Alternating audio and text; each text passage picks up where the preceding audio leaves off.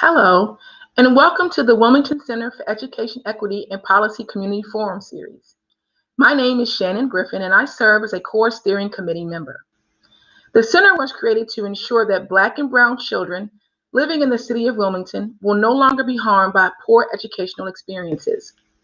The crises our students face today are in large part a result of the inequities and unresolved injustices that have carried on for generations. We have three main focus areas: advocacy, community organizing, and research.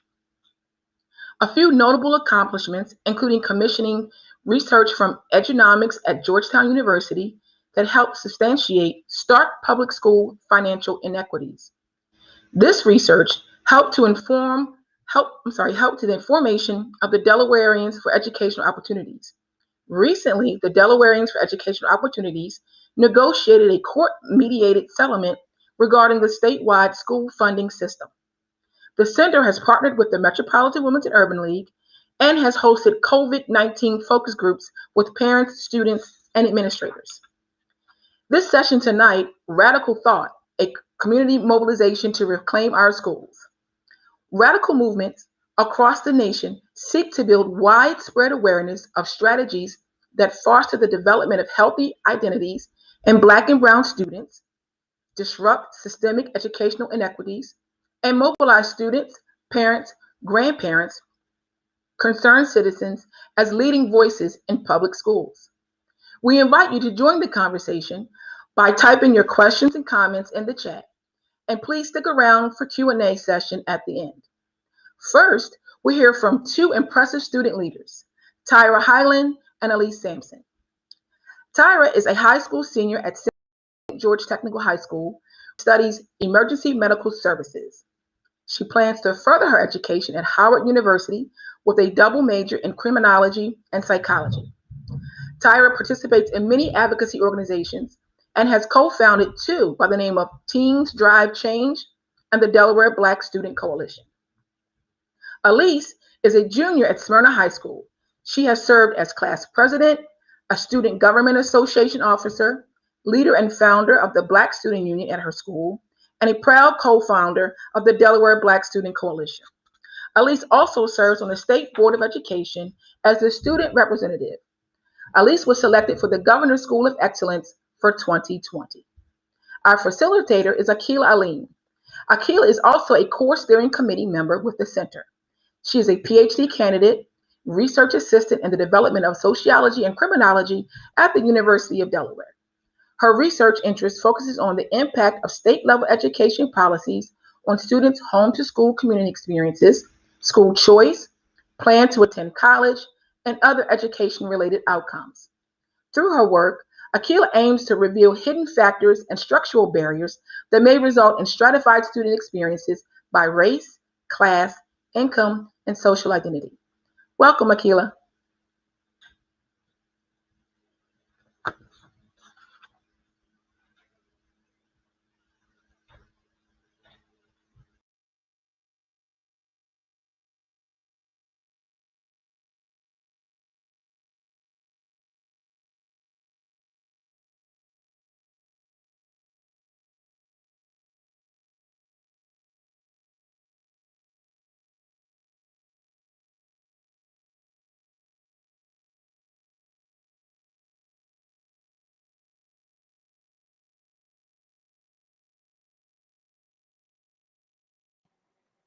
All right. Okay, we're back. Can you guys hear me? We're all good? Okay. Well, I just want to say thank you so much, Shannon, for the excellent introduction. That was a fantastic read of my bio. But I'm super excited here to be here with the students right now. And, I'll just get us started. We want to first jump in and ask you guys, start talking to us a little bit about what got you guys excited to start the Delaware Black Student Coalition, and what role did the pandemic play in it? Yeah, so I can definitely start. I'm Tyra Hyland. I'm a senior in high school. And the way the Delaware Black Student Coalition started, it's very ironic. So Fun fact, all of the co-founders in the coalition are either the presidents or the founders of their respective Black student unions, except for me. So that's really how we started, is they were partnering with me and trying to help me spearhead my Black student union. And then we just got the idea that, like, okay, so we're doing this for Tariah. Why don't we do this for so many students and really just be a group empowering Black student leaders across the state of Delaware? And really, that's how we evolved into the Delaware Black Student Coalition, and that's what we are. We're just a group of Black student leaders across Delaware, empowering and mobilizing each other. Nice. And Elise, did you want to add to that? I would just say that agree with everything that Tariah has said thus far, and like she said, the pandemic played a large role in it, because without the pandemic, I don't think that any of us would have gotten to the place we are now. Everything happened over the summer, and the constant attention that we had to these issues was not the same attention that we would have been able to have if we were in school 24/7, and the media was not right in front of us. So I would say that the pandemic plays the largest role in everything that has happened. Yeah, I would agree with that. And so, as you guys know, the topic of this conversation today is radical thought and community mobilization. And so I think that some people would actually say that forming a statewide coalition as a group of students, that in and of itself is the definition of being radical, right? That is the definition of having a radical thought and getting your community together to mobilize. And so can you talk to us a little bit about what are some of the changes that the two of you wanted to see in your schools that would require radical thinking? I can definitely start. For me, well, this idea was seen as radical, but it should not be. And it's something that I speak on a lot, is the fact that I haven't been granted access to a Black student union. And in that regard, it was seen as very radical. Mindsets are definitely starting to shift, but at the time it was. And what really got me through that whole process was really, as I define, as keeping my foot on the gas and really just not letting up and continuously pressuring my administration and people around me to continue getting the Black student union. And like I said, we're making progress, but obviously it's very slow moving. Mm-hmm. And then I would also like to add, aside from my Black student union, I've also been advocating for more rigorous coursework within my school. I go to a vocational technical high school. So we really lack, those AP classes and those rigorous coursework. So that's also something that I've been advocating for within my school district. And so would you say that it's the same for you, Elise, at Smyrna High School? Talk a little bit about what it's like there. And then I know that Tariah just shared that her main push was because of the coursework and the rigor. Would you say, Elise, would you say that there's an expectation that students sort of just accept what they're being offered in their schools right now as being just good enough? Or do you think that it is important for students to really push for something so simple as AP courses? I definitely think that Black students specifically are expected to just, take what they receive. Black female students especially are expected to stay quiet and just have the perspective that we need to agree with what everyone says and take out what's given. And so then I think what's really radical about DBSC and what we're doing is that we don't care what you think is enough. We want what we want, and we're going to do everything we need to do to get it. Mm-hmm. Nice. And so this sort of brings me to my next question, right? I really want to talk a little bit about this word tokenism and what that means. And so I want to find out from you guys if you've had any experiences with that, being, one of only few or maybe the only Black girl that speaks up and decides to say, hey, this is what I need in my school. And so can you think of any specific times throughout your high school career up to now where you've been given either a pass where you can speak your mind freely, or you've been denied the opportunity to really mobilize for change within your schools? Elise, I'll start with you. I think in the beginning, I faced a lot of adversity and I did receive, my share of no's. But over time, I think that I was tokenized, given my lighter complexion that I was able to say. There, I was allowed to be aggressive without being posed as a threat or being seen as a threat. So I would definitely say tokenism. I have the privilege with tokenism, and that I am tokenized in that way because of the way that I look. I've had people in my district, white women, tell me that it's just so easy to talk to me and they want to hear everything I have to say. And there's things about me that are hypnotizing. And although I do think that I come with a very good delivery, sometimes I wonder if it's what I look like that makes me digestible for the white people in these spaces. Wow, that's very deep. And, I really want to get your perspective as well, Taraya. It seems like, perhaps maybe you had a very different experience being denied the Black Student Union at your school. And so, being dark skinned, being 5'11", being a Black girl. Talk to me a little bit about that experience. Was it similar to what Elise experienced, or was it very different? So it's actually very interesting. I would definitely say I was definitely not tokenized based off solely my appearance. As you said, I have a very bold appearance. I'm tall, dark skinned, and I normally wear my afro. So it's very bold. So normally it runs people away from me. But before, I would definitely say I was very easygoing, and I did a lot of things for the comfortability of other people, and like Elise said, to be more digestible. So I feel like that did bring a lot of people towards me, because I would really just silence myself in order to keep my seat at the table. So I just kept getting a seat at the table because I was easy. She was silent, she didn't combat us a lot, and she just went with the flow. And that's really how it was for me. But as soon as I started speaking up about, the racism that students were facing within my school district, and when I made the page, the Instagram page, NCCVT Speaks, that highlighted the stories of racism that students endured within my school district, it definitely shook a lot of tables. And I definitely lost my seat at a few tables, but best believe I created my own. So it wasn't really, I didn't lose too much sleep about it, but it definitely did shake a lot of tables. And like I said, I definitely lost some seats by using my voice, and definitely getting more comfortable with not agreeing with people. Yeah, that's powerful that you say that, because I think a lot of the times we lose sight of this issue of colorism, right? And I think that, there are a number of students that probably face this every day, and it's not often talked about. I think there's this huge stigma around race, and, just even having the conversation about race is already in and of itself difficult for a lot of people, particularly in schools where it's predominantly white. And so to then go from a general conversation about race and then talking about race identity and colorism is a whole nother thing. So I appreciate you two sharing that. And this sort of brings me to my next question for you. With this question, I really want to talk about, amplifying the student voice.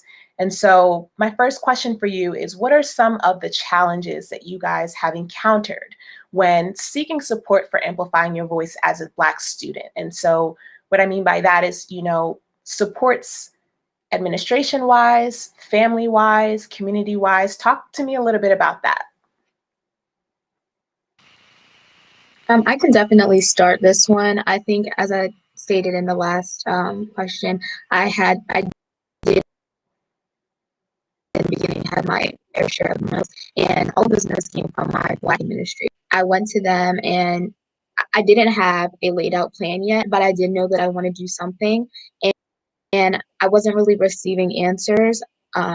It was kind of like, well, we can just event for Black History Month, but it wasn't anything permanent. And so I feel like when it comes to amplifying voices, there are Black administrators and Black people in positions that don't want to shake the waters, as I say, or make noise. And I think that they value their positions and don't want to lose their seat at the table, as Taraya previously mentioned. So I think amplifying the student voices starts with each individual themselves and what they can do for each student, because the student was there asking for the help, and the adults in the room were not giving me that help or amplifying my voice. Mm-hmm. And so, go ahead, Taraya. Yeah, I would definitely piggyback off of everything that Elise said. And I really feel like it's really important to not tokenize your students. Really get diverse student voices. Don't always go to the same students, and they may have powerful ideas and powerful additions to the team, but get other student voices. And it really does more harm than good to the student to be tokenized and to not truly be heard and acknowledged as a student leader. So I would definitely say that as well. Yeah, that's an excellent point that you've made, because I'm even thinking about it now, right? So once you get past this feeling of tokenism, what next? So it seems like you guys are now at these tables, right? You've been given access to a certain degree to have conversations with legislators and different elected officials and things like that. Talk to me a little bit about what that experience has been like now.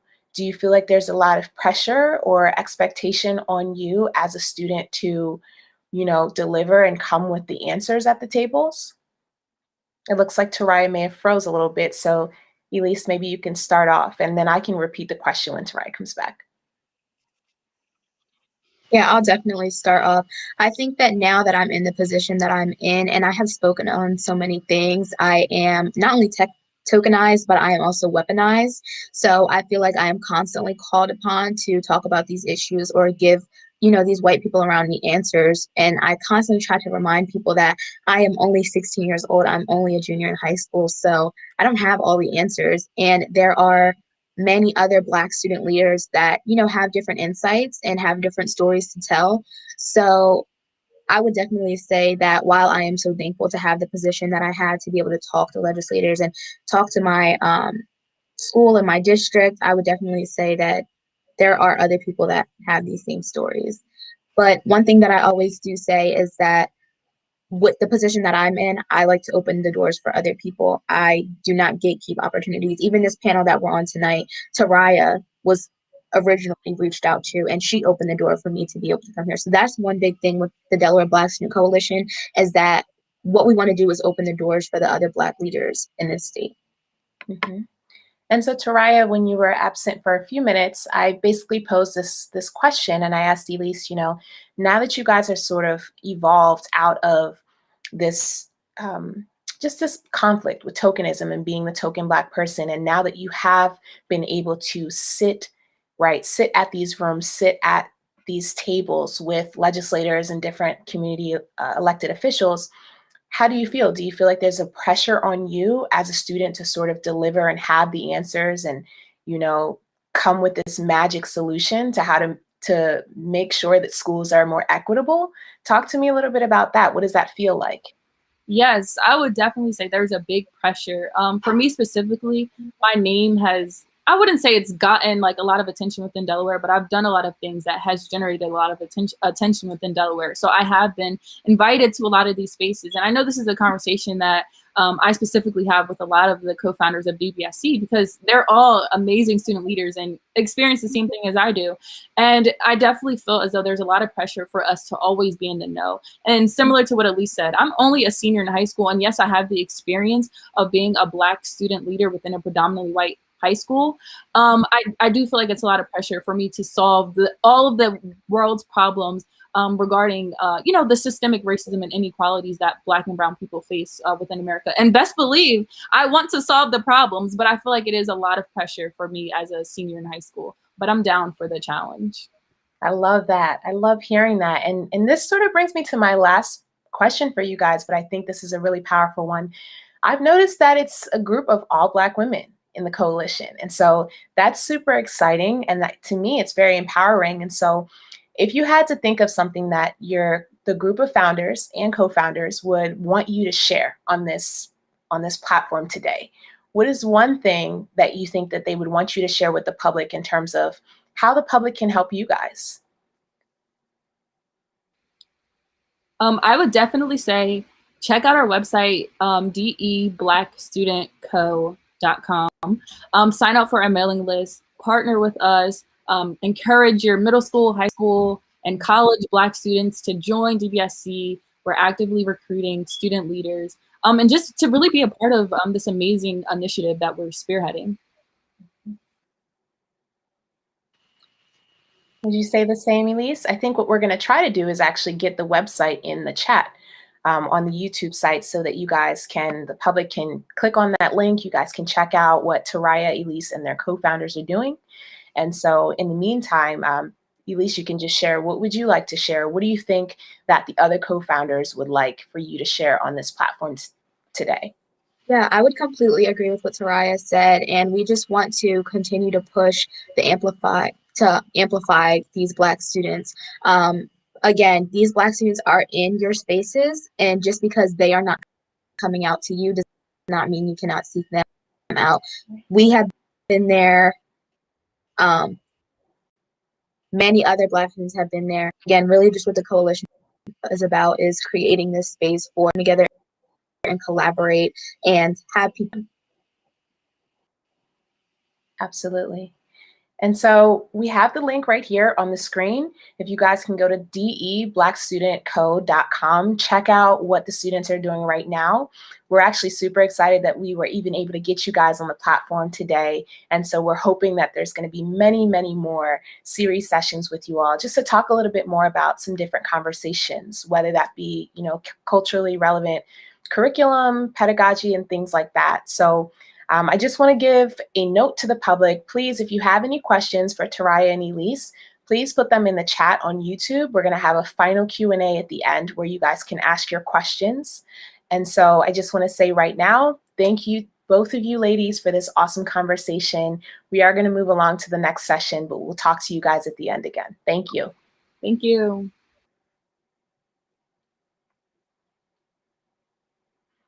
All right. And so for this next session, I will actually be talking with you guys about critical race theory. And so I'm going to be bringing the scholarly lens to this conversation about what the student voice is.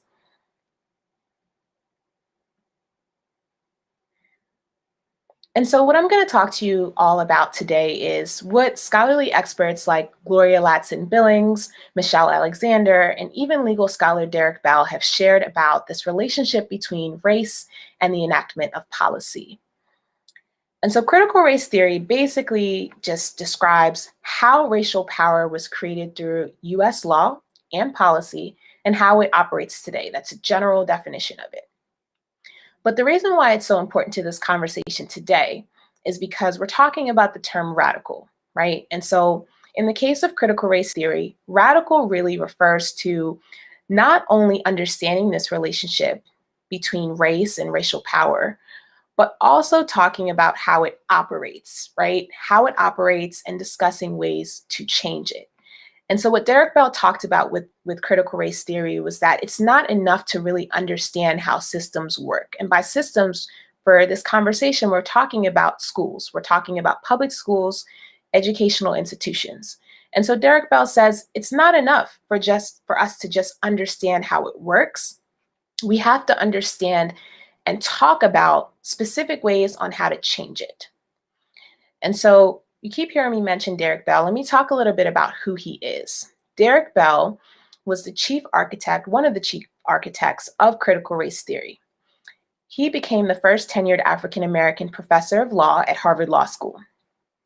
And so as I mentioned earlier, in the case of education equity, basically Derek Bell says that remedies, any kind of solutions, remediations that someone would want to pose to achieve education equity, those remedies are actually less likely, even less likely to be authorized or passed or processed within the General Assembly if they threaten the permanent racial power structure of America, right? And so what that is middle, upper class whites, right? And so Derek Bell really starts to have a conversation with us about social status and how it was created, not just specifically with the United States, but in general. And so this conversation really helps introduce really why it's so important for the student voice to be heard. And so it brings me to this point that's specific to critical race theory, which is called interest convergence. Interest convergence, it seems like a very complicated phrase, but really all interest convergence is talking about is the interest of Black people, if and when those interests come up, and those interests involve achieving racial equality, those interests are only going to be accommodated only when it converges with or meets with the interests of whites. And so Derek Bell made a really interesting point with this, right? Because basically what he's trying to say here is that we need to really understand what choices are being made regarding education equity for Black students. And so for the case of this conversation, specifically Delaware schools, and why those decisions or lack thereof are being made. And so the reason why I wanted to introduce this concept, critical race theory, to the public is because I really want to get that theory, that theoretical framework in the minds of our audience. You don't have to be a scholar to really understand what critical race theory is and how it works. But at the basic level, you need to understand that this theory is used a lot of times in research to help show what are the relationships between what are going on in institutions with students, specifically students of color, and their white counterparts. And so we've heard Taraya and Elise talk a lot about, just having a hard time forming a Black student union. They talked about, having a hard time getting curriculums instilled in their schools, specifically ones that are rigorous, right? And so those are specific examples, even though we might not think about it in that way. If you look at it from the critical race theoretical perspective, you can actually see that those are great examples of where interest convergence meets, right? And so if it were in the best interest for our elected officials and our school district leaders to incorporate these curriculums, why isn't it being incorporated? Why is it that students have to ask for it? And so I really just want you guys to keep this in mind throughout this conversation, this idea of critical race theory, this relationship between race and this relationship between what power structures, what educational structures, resources, things like that. What do we have in Delaware schools now? And what do we still need? And how do the interests of the students meet with the interests of our elected officials? And how can we bridge that gap, right? And so I want you guys to think on that. If you have any questions about what critical race theory is, in the meantime, please put that in the chat. I'd be happy to answer that at the end. But I want to move to our next speaker, who I'm very excited about. Shannon is going to go ahead and introduce her for us. Well, that was just simply inspiring and powerful.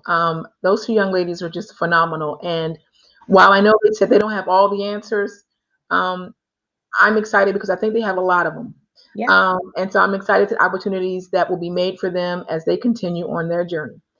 It is with pleasure that I introduce Dr. Evelyn Edney. Dr. Edney is the principal at the Early College High School at Delaware State University. She holds high standards by creating the ECHS College Readiness Rubric, which enables students to work on skills needed to become college ready. In addition, Evelyn is working to add a middle level division at the school so that students may begin the college going culture earlier and be better prepared to do college level work. Evelyn sits on several boards. She is the president of the Delaware Association of Principals.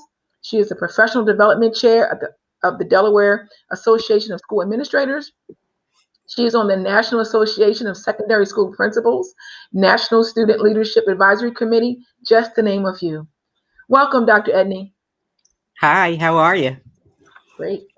Thank you so much, Dr. Edney, for joining us. I am super, super excited to talk to you about what you do right now with the early college high school at Delaware State. And so earlier in my session, I'll just get started because I'm very excited about this. Earlier in my session, I talked a little bit with the students about what the term radical means, right? And then in my section, I talked about radical really means engaging in conversation, talking about the ways that schools, for example, operate, right? And discussing some of the ways on how we can change systems of operation that may fail to meet the needs of our students. And so in Delaware, I believe that this is one great example of a radical thinker and a major change agent, and that is former president of Del State University, Dr. Harry Lee Williams, who founded the Early College High School at Del State University in 2014. And so if you could, I would love if you can just open up by sharing with us a little bit about the vision that Dr. Harry L. Williams had for the Early College High School and students all across Delaware. And then we can talk a little bit more about how that vision has transformed to meet the needs of students today. I don't know if I can follow the act that just was those two young ladies. I'm highly impressed. Way to go, young ladies. Yes. And I'm excited about the work that they're doing. Dr. Harry Williams, he was a game changer. This school is a game changer. And I'm so excited that he had the foresight to start the school. He had a little seed planted in his head by Senator Carper. And the rest, they say, is history. They got together and actually created us. We are a charter school, which is also unique for being an early college high school. Most of them belong to a school district. There are over 300 of them in the country. We're the only one for miles around, and we kind of like that. But basically, Dr. Harry Williams had these things in mind. Number one, he wanted to build a pipeline for students to be able to kind of get that leg up if they started college a little bit early and be able to matriculate right into Delaware State University seamlessly. And the other thing he wanted to do was to afford opportunity. And that's what this school is really about. It is about affording that opportunity to students who are underrepresented in higher education, and to be able to take the school and attach it to an HBCU really opened the door for students of color. And the idea behind our school and early college high schools across the country is to allow students to take college courses while they're in high school. For Delaware State University, our students have the opportunity to earn up to 60 college credits while they are in high school. And we have had students earn more than 60 college credits. We have a student who was the salutatorian last year in the class of 2020 who earned 85, all before he turned 18. So hardworking students do we get. And the thing about the vision now, he handed the baton to a great educator, Dr. Tony Allen. And Tony Allen has helped us. He supports us in so many things. So we know we're in very good hands.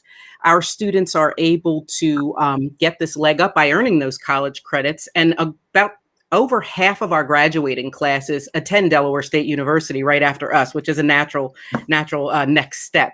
And we've even had some students from our very first graduating class of 2018. They graduated in 2020 from Delaware State University with bachelor's degrees and are working on master's degrees. So that opportunity was there for them, in that time. And we're going right now to try to expand the school. I saw that very early on, turning a 14-year-old into a college student seemingly overnight is probably the hardest job I've ever had in my life. But I know it is worth it.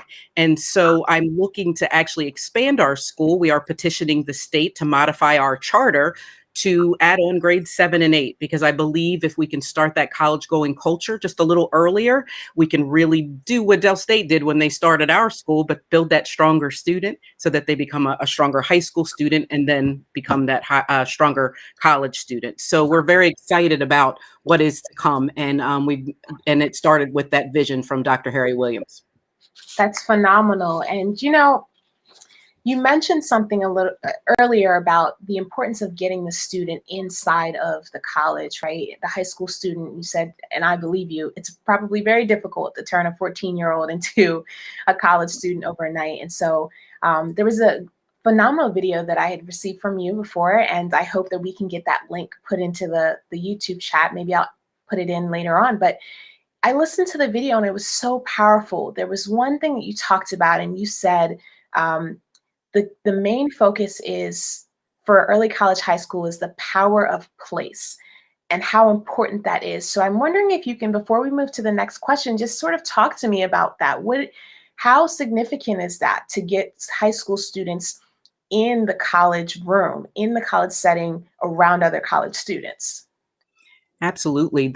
There are many dual enrollment programs in high schools across the country, but a lot of those dual enrollment programs are high school students sitting in a high school classroom with a high school teacher who happens to be an adjunct at the local college, who are teaching a college curriculum to those students over the course of a school year or a semester. And that's how the students are earning the college credits. But they're still in high school. They're still sitting in a high school classroom. That power of place, that carrot comes from our students seeing and being able to sit in a DSU classroom with a DSU professor teaching them that curriculum.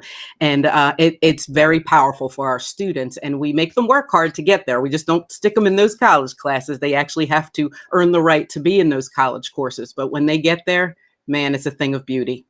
That's phenomenal. And, I'm so excited. I've never seen that video before. And I just thought it was really, really just groundbreaking that you had former students of the early college high school talking about, they must be, maybe at the time they were in their 80s, 90s, but they were talking about, you know, what it was like for them as Black students who were able to come to Delaware State to have an education, because at the time, Howard High School was the only school in Delaware for Black students. And so students that were living in southern part of Delaware had to make this trek all the way up just to get to school. And so they actually lived on the campus, the students, and they had teachers, they had resources and things like that, which is just phenomenal. And so I'm sure you'll talk a little bit more about that when we get to the next question. And so before we get to that, I just want to say, with the work that I'm doing right now in my doctoral program, I've been reading a lot about the importance of preserving the local culture of the community, right, in the education setting. And so I'm seeing in my data that there's just this, what I would call collective responsibility in the educational space in the classrooms. And this took a lot of different forms, but what's most eye-catching to me is that students are talking about examples of when they were in, you know, they were 5th and 6th graders. I think the schoolrooms at the time went from 1st grade to 6th grade. 5th and 6th graders, they would assist their teachers in the classroom with teaching the 3rd, 4th, 2nd, and 1st graders, students, and so on. And so talk to us a little bit about, you know, more about how Del State came to form its high school division. Absolutely. That it actually started probably somewhere around 1916, 17. They established a model school for students who had been excluded in other public education. And over time, DSU established a high school division to kind of bridge that and to just be a resource to ensure that students living in the middle and the southern part of Delaware could still receive kind of that high school education. As you mentioned earlier, Howard High School, now called Howard High School of Technology, was the only school that Blacks could go to in the state of Delaware for a very long time.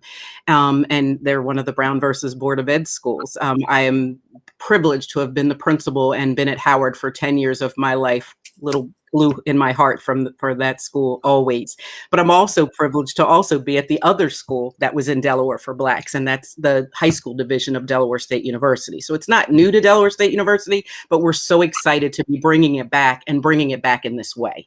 And so our students, there's just this history that is attached and the culture and this family-like atmosphere that you saw at Howard, that they had to build the community. I was so excited being up on the east side of Wilmington. Every other house or every third house you were in, somebody in that house went to Howard. And I absolutely love that. And when I came to Delaware State University, it was like having it all over again. That everybody loves Delaware State University, and people who are attached to it, the alumni, they take you in. Even though I am a blue hen in my heart, I went to the University of Delaware.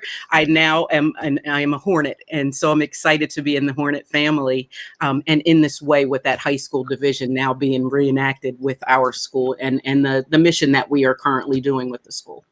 Yeah, that's phenomenal. And I'm even thinking now, right? This is such important information to really, for us to understand. And few people know about this, but I think just it's equally important to point out that after Brown was decided, you know, schools began to integrate. And so with that integration, we had Black teachers began to lose their job because there was no longer a need for segregated schools, for segregated colored, in quotes, Black schools. And so, you know, Black teachers lost their jobs, Black schools began to close down, you know, and even today, I'm not from Delaware, but I look around and I see that, you know, there are very few elementary schools, very few middle schools locally within the city of Wilmington. A lot of the times those schools students have to get bussed out.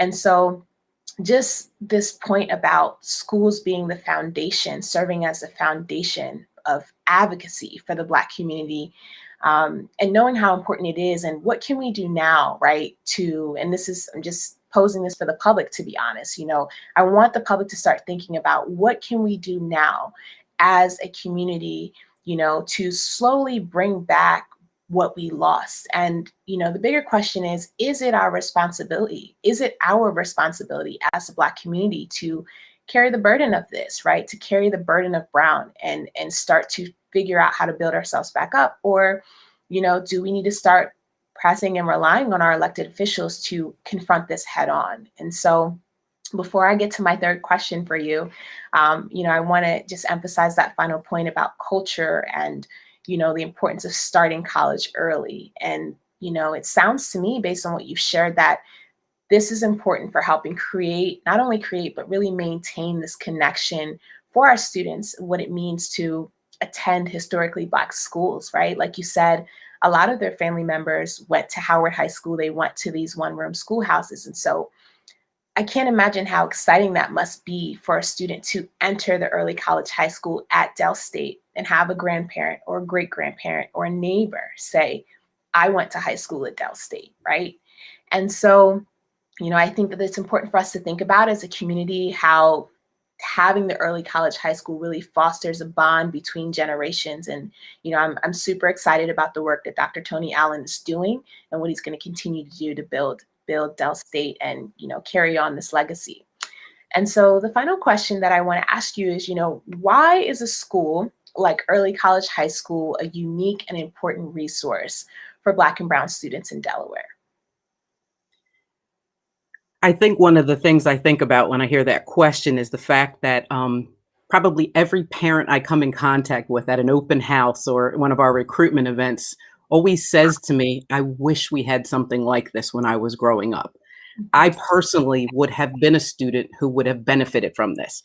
I got to where I am and I'm excited, but it was a long and very hard traveled road that if I had an opportunity like this, it definitely would have made that a little easier. And so being able to have an early college program like this opportunity can just change the trajectory of someone's life.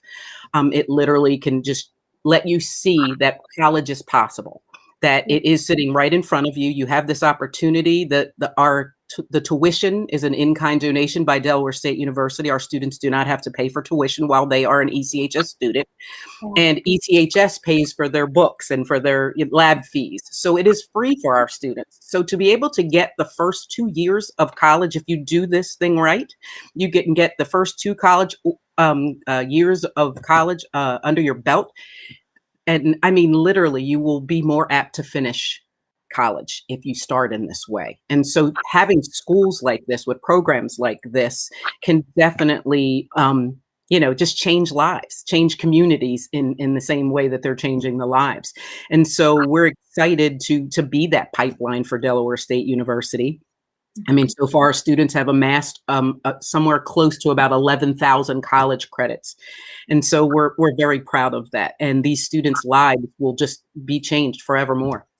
Yeah, that's phenomenal. And just to hear you say that, early college high school is so important for Delaware. And, you've mentioned once before, even like, this is probably the only type of setup, there for at least 100 miles out, there's nothing else like an early college high school for Delaware. So just having this information, I think, is so important for our community, parents, caregivers to know, this is an option, right, for our students.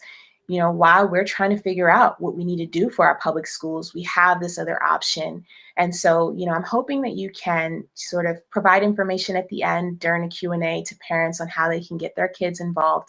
But I do want to point out before I let you go that I think it's phenomenal that you are, you have the privilege of having taught at Howard High School, right, as principal and vice principal, and now you're at, you are the head of school at Del State. And so that's historic in and of itself. And, I'm super honored to be able to speak with you right now. And listen, when I get done with school, I'm going to need a job. So, okay, because you come find me. Dr. Edney, this was a phenomenal conversation. And, we hope to have you back again soon. Thank you so much. It's been a pleasure. Me as well. Thank you, Dr. Edney. You are a true gem to our state.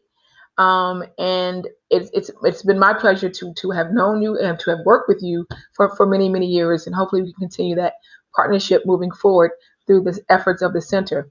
I also want to give a shameless plug for Delaware State University, because if you're a parent out there and you're saying, well, I don't know if I can get my kid, to the early college, although I think there's ways we can do that. Delaware State offers a plethora of other opportunities for our students to get early credits before they while they're in high school. Time is money. Mm-hmm. So if they're able to take advantage of like the early bird college program that Mm-hmm. Del State offers, that's also a cost saving in a powerful way. And those students actually go on campus to take classes. So Delaware State offers, again, a lot of unique opportunities and programs for our students. And I would say we need to, as a community, really push for more funding from the state to support Delaware State University and all of its great work that they're doing for our students and our communities. So thanks again, Dr. Edney. One more thing before you go, Dr. Edney. Can you talk to us about the transportation? So does Delaware State provide transportation for your students in the early college high school to get to school? The early college high school contracts out to bus companies. And what we do is we provide transportation for all of our students. And we take students from the entire state of Delaware. I have students in my building from Claymont down to, I don't know, Del Mar, everywhere in the entire state. And we transport them there by using hub stops, centralized locations, so that they, the parents can get them there. It's usually somewhere between 5 and 10 miles from their house. Parents get them there. Our bus picks them up and brings them to school. And so that helps. That's half the battle. Just, if you live in Wilmington, this opportunity is there for you. Probably about a third of our students come from Newcastle County to school every single day. And we've got a bunch of them from Kent County. And then we've got this little crop that's been growing from Sussex County. So we're excited about that as well. But we do provide transportation. Excellent. That's really good to know. And so again, like parents, grandparents, caregivers, you can talk with Dr. Edney at the end, ask her questions. But I think just knowing that Delaware State the early college high school has transportation. We know a lot of the charter schools across the state don't even provide transportation to our students. So that's good to know. Thank you so much. You're welcome. Thank you. Thanks again. Our final presenter is April Walker.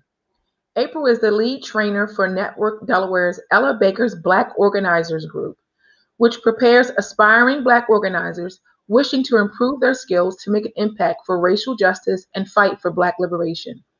This small group immerses participants in the fundamentals of social change, organizing, base building, leadership development, and campaign planning. April has worked in the community organizing field for over 25 years in partnership with Delaware communities since 1998. She regularly facilitates trainings on eliminating oppression, comprehensive peer counseling, community building, and leadership development for Delaware professionals and community leaders. She's also led workshops on these skills throughout the United States, as well as in Kenya and South Africa. Welcome, April. Oh, thank you, Shannon. So great to be here. Thank you for your shameless plug of Del State as well, as a Hornet through and through. I couldn't let it pass without thanking you. Always. And of course, Dr. Edney for her work and those powerful students. I was going to say, I'm not going to get jealous that, I'm a blue hen because Dr. Edney acknowledges she's also a blue hen. So, plug, but who knows? Maybe you guys will welcome me into the fold at Del State someday. We'll see. But of course, Akilah.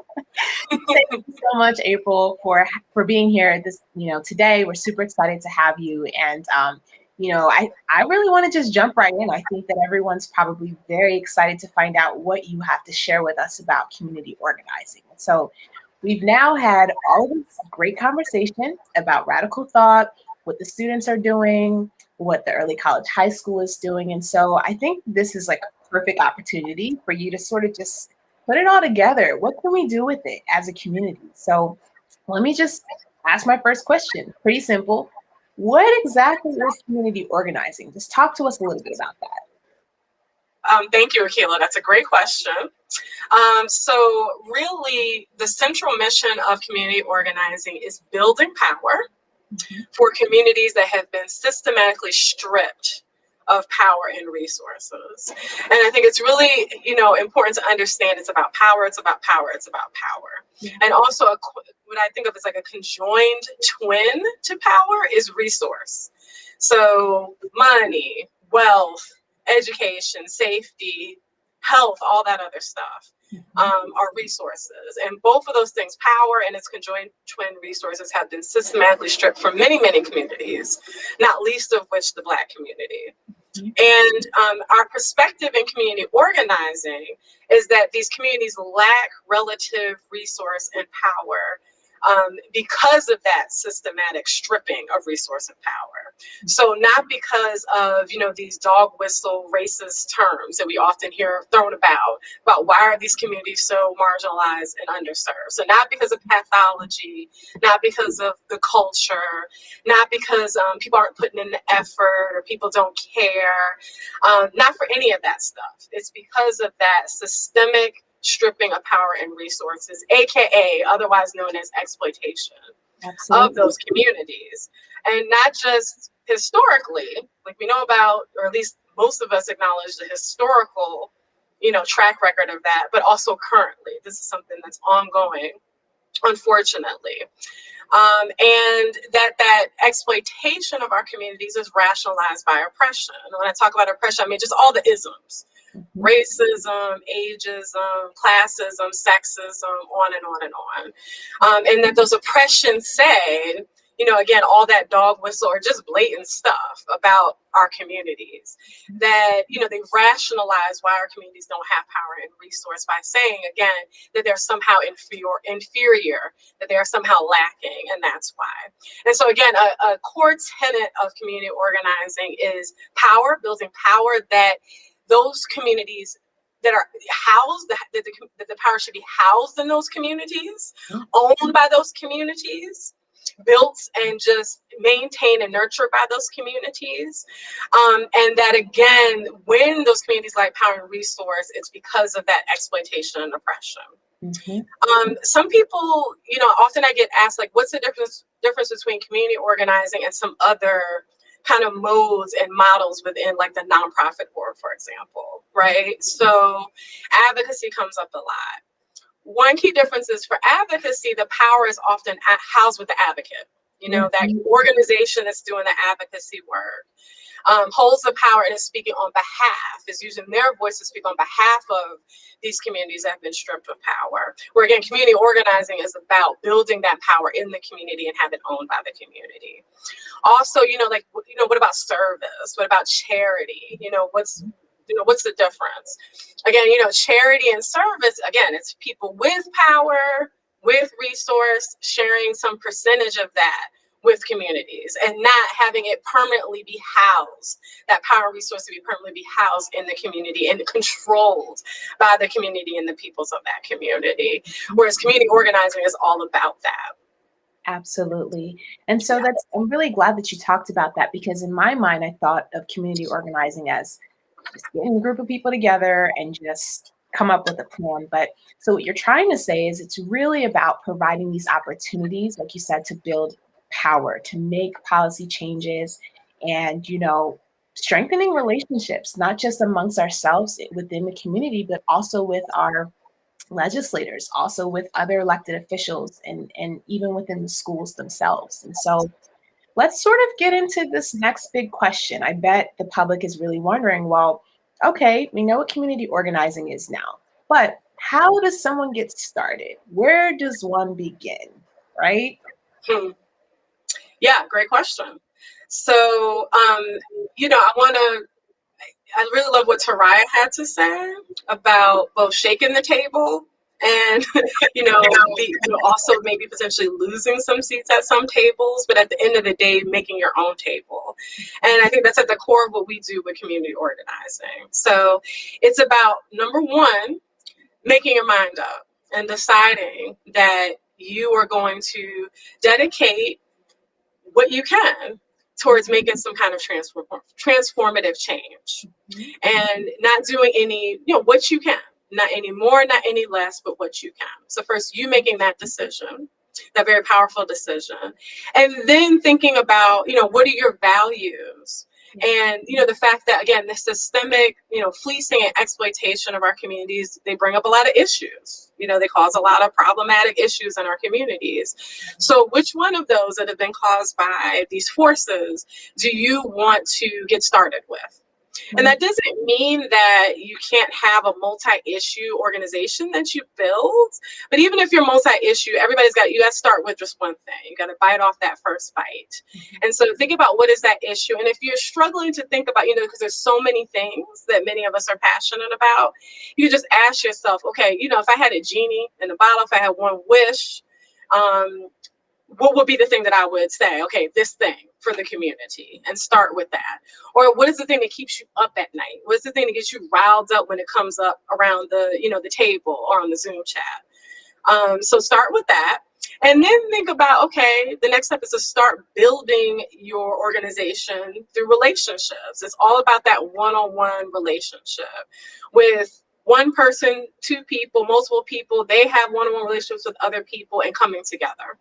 And so thinking about, even if it's one other person in your school, in your workplace, in your community that shares your passion for making that change on that issue, getting with that person, talking with them.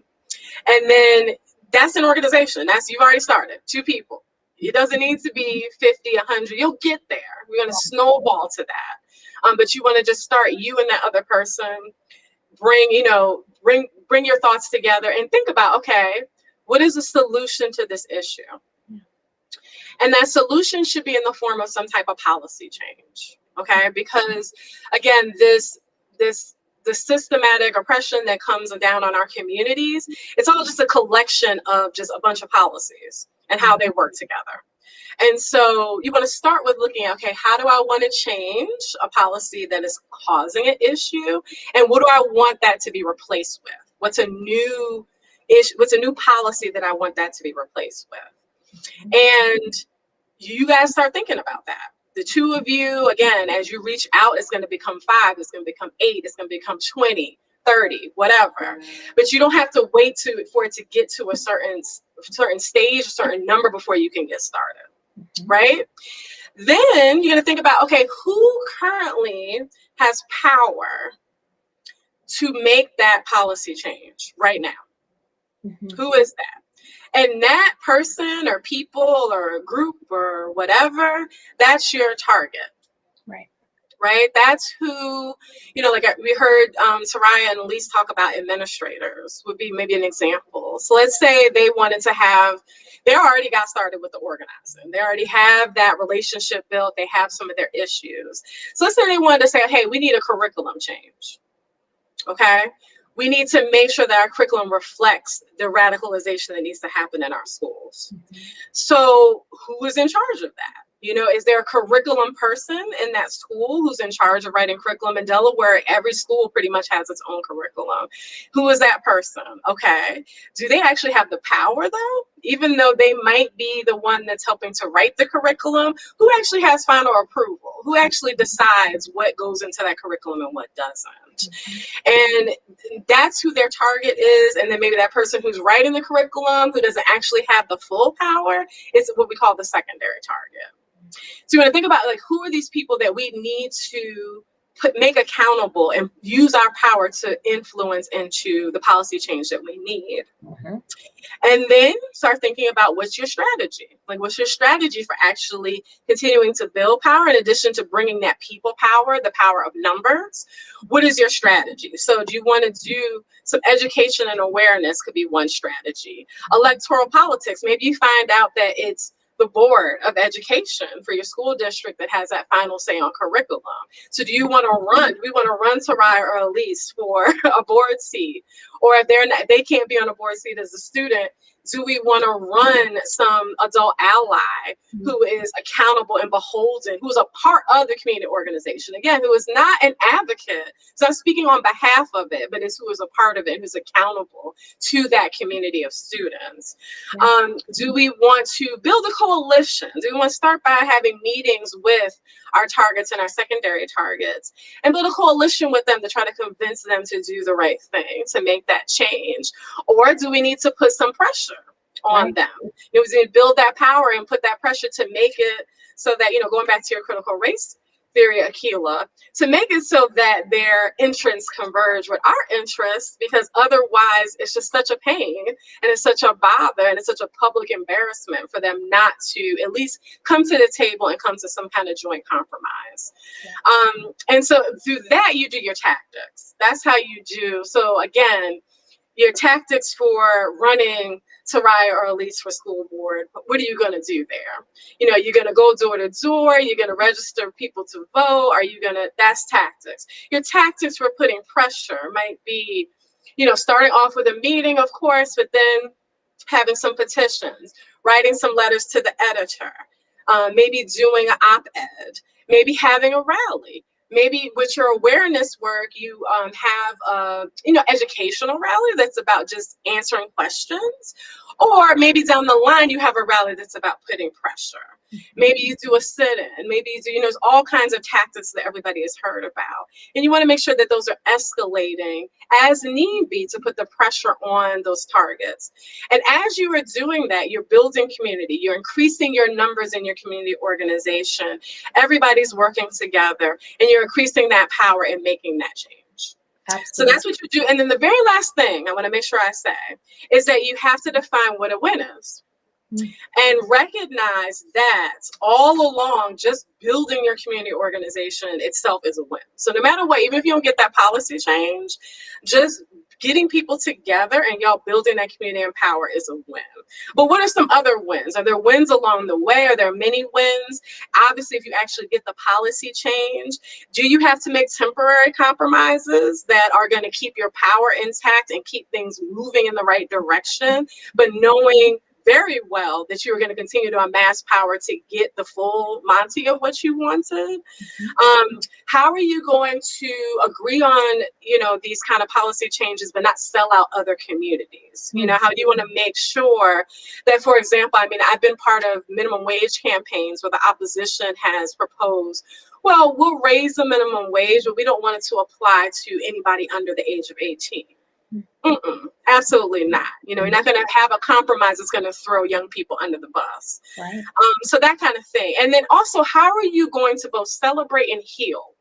You know, at the end of the campaign or at midpoints in your campaign, because you're working hard, everybody's putting in what they can. How are you going to work together to both say, rah, rah, rah, we did great, but also heal from the places that things got hard? Absolutely. That's phenomenal. And, you know, first of all, thank you for the plug. Clearly, I can teach a little something because, you know, you were able to understand what interest convergence is, which you made a perfect example of how to connect those two. And so it looks like we got to wrap it up. My last question for you, and I know the public wants to hear this, is, you know, what would you say to our community who may say transformational change isn't happening in Delaware? It's not happening. What would you say? Well, I think, first of all, is to take a big picture on what it even means to have transformational change and what we're up against.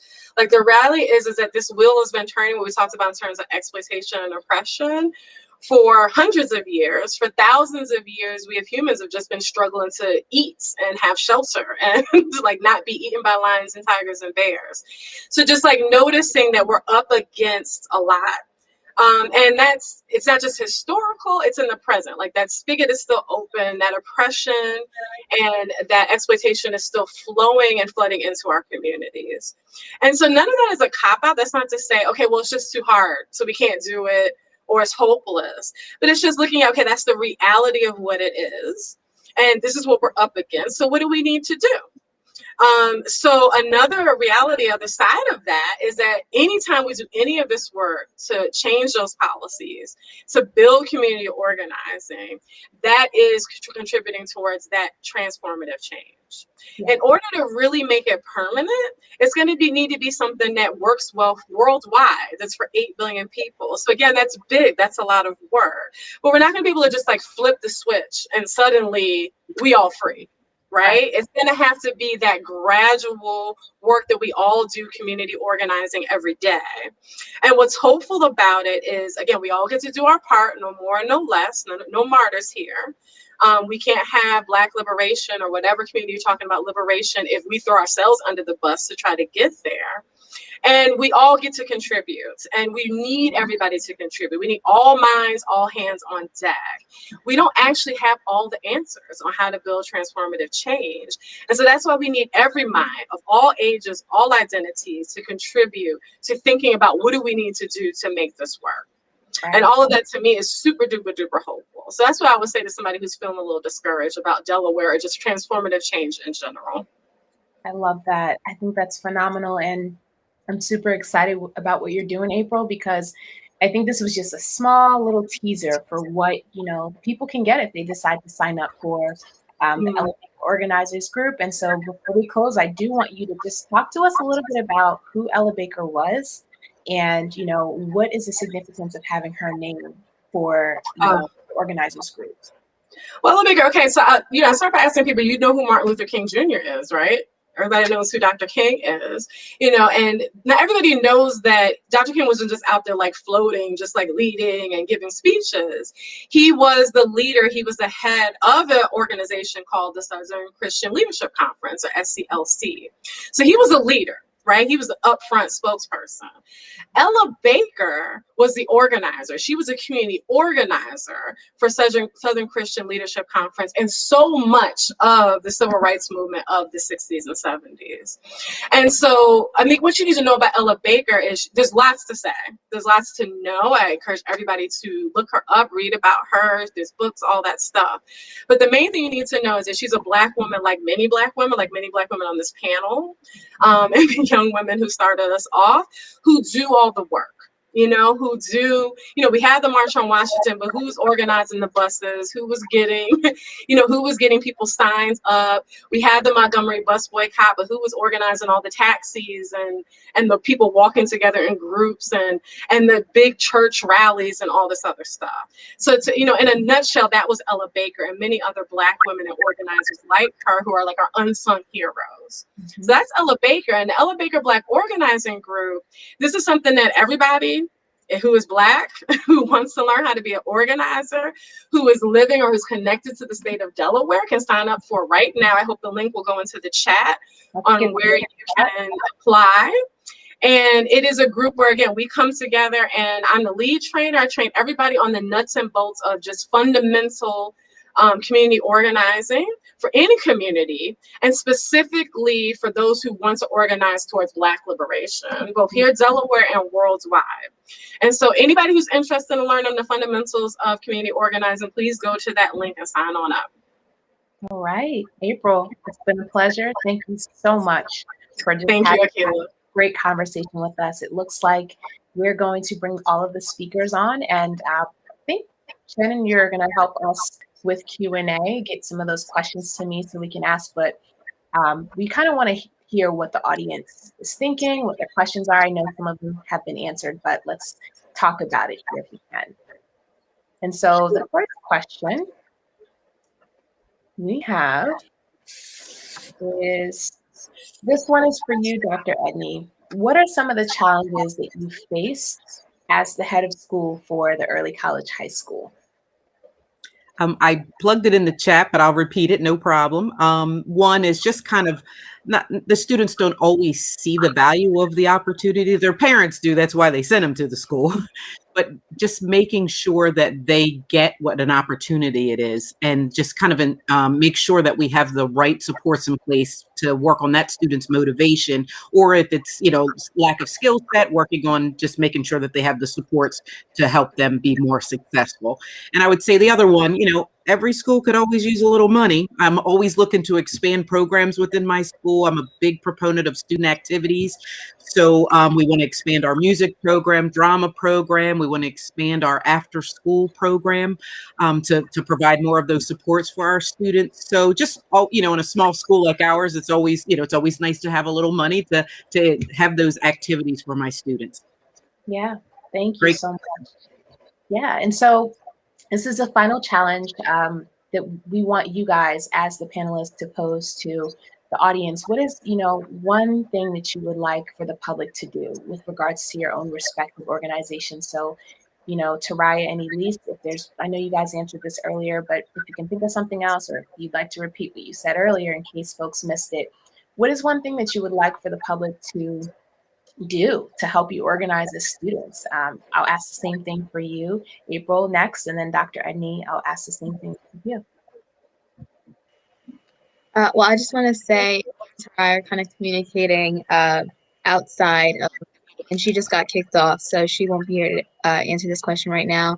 I think the best way for the community to support us is just continue sharing everything that we have to offer, sharing with the students around them in their spaces, and encouraging them to join us. Like Taraya previously stated in the chat, we're open to middle school and high school and college level students. And obviously each, level of education entails, different activities.